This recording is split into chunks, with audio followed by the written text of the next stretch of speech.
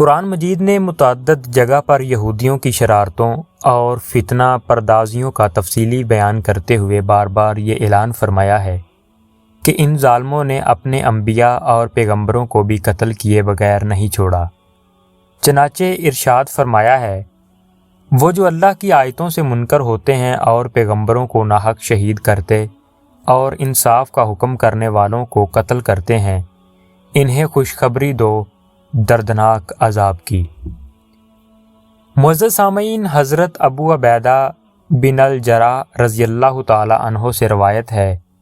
کہ نبی کریم صلی اللہ علیہ وآلہ وسلم نے ارشاد فرمایا کہ یہودیوں نے ایک دن میں 45 نبیوں اور 170 صالحین کو قتل کر دیا تھا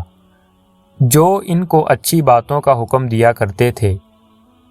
چنانچہ حضرت یحییٰ و حضرت زکریا علیہ السلام کی شہادت بھی اسی سلسلے کی کڑیاں ہیں۔ حضرت یحییٰ علیہ السلام کی شہادت ابن عساکر نے المستقصیٰ فی فضائل الاقصیٰ میں حضرت یحییٰ علیہ السلام کی شہادت کا واقعہ اس طرح تحریر فرمایا ہے کہ دمشق کے بادشاہ حداد بن حدار نے اپنی بیوی کو 3 طلاقیں دے دی تھیں۔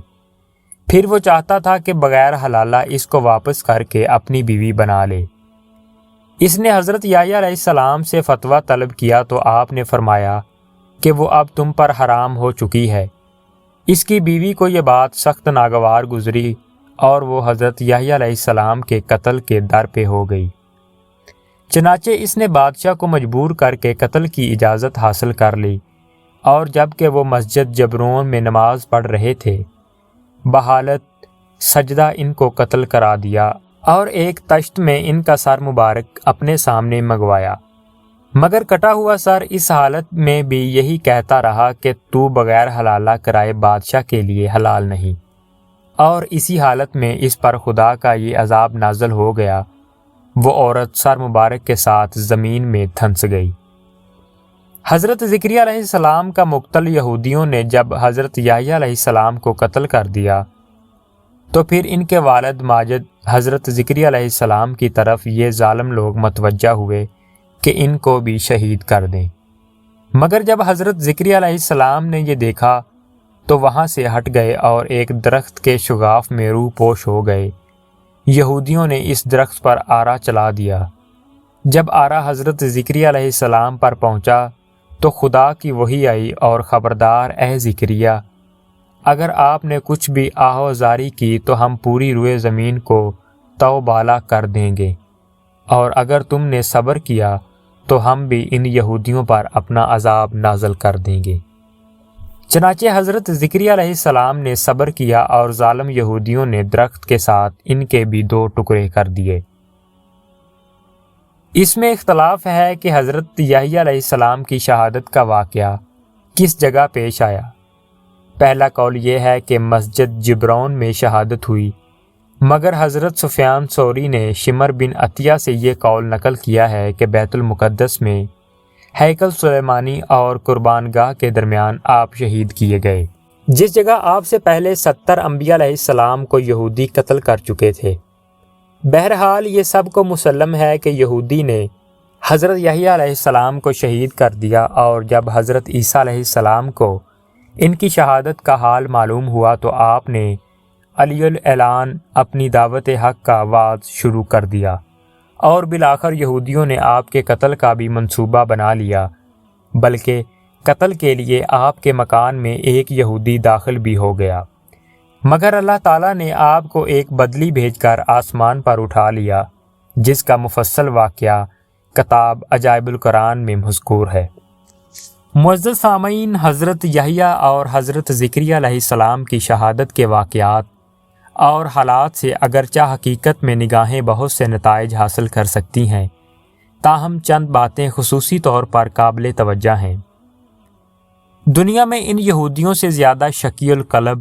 اور بدبخت کوئی اور نہیں ہو سکتا جو حضرات انبیاء علیہ السلام کو ناحق قتل کرتے تھے۔ حالانکہ یہ برگزیدہ اور مقدس ہستیاں نہ کسی کو ستاتی تھیں، نہ کسی کے مال و دولت پر ہاتھ ڈالتی تھی، بلکہ بغیر کسی اجرت و عوض کے لوگوں کی اصلاح کر کے انہیں فلاح و سعادت دارین کی عزتوں سے سرفراز کرتی تھی۔ چنانچہ حضرت ابو عبیدہ صحابی رضی اللہ تعالیٰ عنہ نے حضور اقدس صلی اللہ علیہ وآلہ وسلم سے دریافت کیا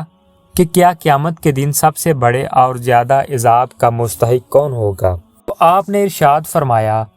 کہ وہ شخص جو کسی نبی کو یا ایسے شخص کو قتل کرے جو بھلائی کا حکم دیتا ہو اور برائی سے روکتا ہو۔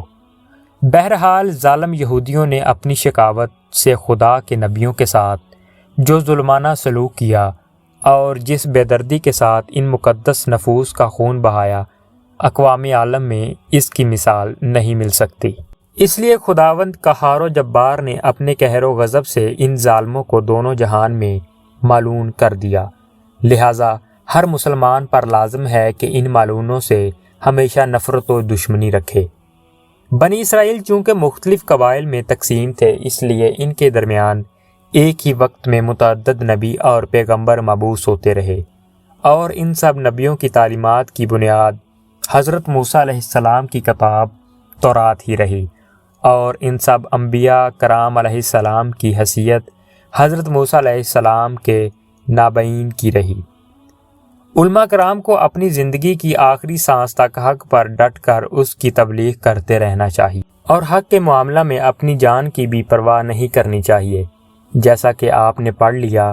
کہ سر کٹ جانے کے بعد بھی حضرت یحییٰ علیہ السلام کے کٹے ہوئے سر سے یہی آواز آتی رہی کہ 3 طلاقوں کے بعد بغیر حلالہ کرائے ہوئے عورت سے اس کا شوہر دوبارہ نکاح نہیں کر سکتا۔ واللہ علم۔ معزز سامعین، اللہ پاک آپ کو اور ہمیں دین کی تعلیمات پر عمل کرنے کی توفیق عطا فرمائے۔ وما علینا الا البلاغ المبین۔ شکریہ۔